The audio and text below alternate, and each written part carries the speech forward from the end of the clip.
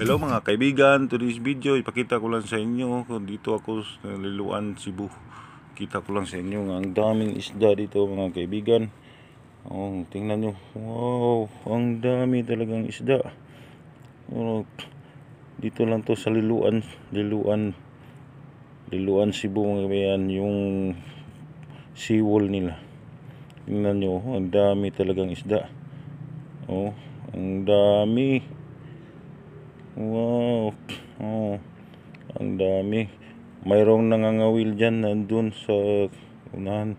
Makita nyo mga kaibigan, doon. Yan, nangangawil yan. May nangangawil.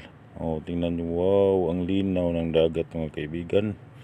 Ang ganda, ang sarap maligo. Ligo lang tayo dito, sarap. Wow, yan, may nangangawil yan. Sana may marami yang mahuli kasi ang daming talagang isda nakikita ko mga kaibigan. Saya yan siya pag siyang pagangawil at napakalinaw sa dagat mga kaibigan. Kitang kita ang daming isda. Ang linaw, wow, ang sarap maligo. Ito, tingnan nyo, wow, isda. Ang dami talagang isda mga kaibigan. Dito, doon. Wow, ang linaw din sa dagat. Walang naligaw dito ngayon kasi ang sobrang init. Napakaganda tingnan mga kaibigan. Dalawa yan na may dahil dyan sa kabila. May naman ngawil din. Tingnan yung ang linaw ng dagat. Napakasarap maligo mga kaibigan. Nandito to sa Liloan, papunta to ng lampas to ng lungsod ng Liloan.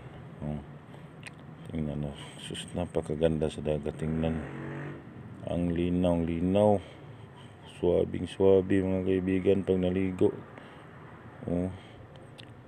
Kaso lang may tingnan nyo, napakaganda. Tingnan mga kaibigan. Nakapasa na.